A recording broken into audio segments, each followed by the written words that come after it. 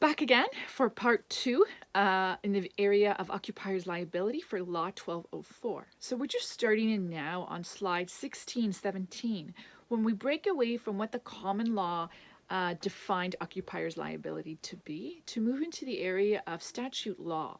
So as you know, we've talked about a little bit before, at some point in time, the legal system decided, you know what, we have a lot of cases that are starting to outline what these principles are in an area of the law, but it'd be really helpful if we had that codified, so all written down in one place. And then the legislature gets together and they draft bills, as you know, with the bill drafting process, and they pass it to make it law.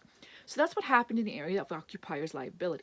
So we now have the Occupiers Liability Act in Ontario, and similar acts exist in other provinces across the country, but this is an area of provincial jurisdiction.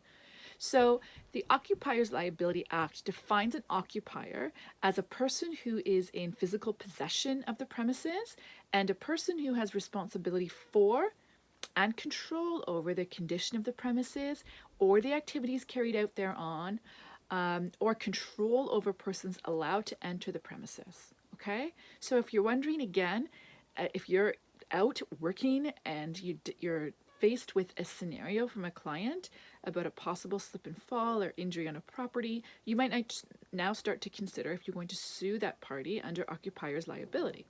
Of course, the lawyer or paralegal that you're working for is there to work with you on this, right? But if you're researching in that area, the first question you're going to ask is this person that we're considering suing actually considered an occupier under the purposes of the Occupiers Liability Act? And then, do the premises, so the area, the property on which they injured themselves, actually fall under the Occupiers Liability Act as well? So premises is also defined in the Act as being land or structures, and it could include water, ships, trailers or other portable structures, houses, trains, cars, vehicles. Any of the above can qualify as a premises. So it's at Section 3 of the Occupiers Liability Act where we see that duty which is owed to people coming on the land, which is very similar to the general duty of care that is owed to an ordinary person. So who is my neighbor duty of care? The Act is also very clear, though, to limit some liability on the occupier. And the Act sets out a couple sections that outline the assumption of risk for people who are coming onto a property when they know there is a danger there is a warning. So for example, there are barriers up, dangerous dog with a sign, or a sign at a local beach that says there is no lifeguard available, swim at your own risk.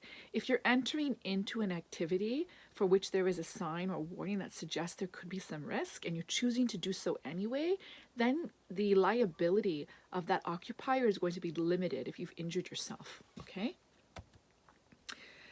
Section 4 of the Act specifically talks about that, the entrance acceptance of risk. So, what is the fallout of all of that? Well, the legislation basically says that if an occupier could reasonably foresee a risk to visitors who are exercising ordinary diligence, then they will be found to be liable. So, for example, there's an example on the slide about a swimming pool, but I'll give you a very personal example. On my front doorstep, the second step up is missing the center block. It's basically just deteriorated away, the sand underneath my landscaping of the interlocking stone there. So there's a block missing right in the center of my second step up to my porch. That creates a huge risk, and I know that. The problem is that over the winter months, I haven't been able to fix it because the proper glue that needs to secure that stone in there won't set in the cold temperatures. So all winter long, I've had to be meeting delivery men, and I guarantee you that's often because I don't cook very often. My husband and I have had to be meeting delivery men out down the bottom of the steps only because of our own initiative, because we're concerned that somebody might trip and slip and fall there. We've tried to make it very obvious. I put things there as well, like big flower pots. So obviously you cannot step there, and the flower pot honestly looks really stupid in the middle of my step. But it's a perfect example about liability. I'm very aware that even visitors who are exercising ordinary diligence could slip and injure themselves, could trip, could get their heel caught anything could happen with that risk that I've created. So this is a perfect example of occupier's liability, and that the liability would be on me if somebody injures themselves there. Okay, if I've given someone a warning, maybe my liability is slightly lessened, but I'll still be liable probably to a certain extent for an injury. So I cannot wait and for the weather to hit where I can finally secure that brick in there properly, right? All right, so we're going to stop this one now. This was a short video just to fix up that last bit of discussion on occupier's liability. And I'm going to return shortly with another video for you because we also have to talk about product liability and professional liability. Talk soon.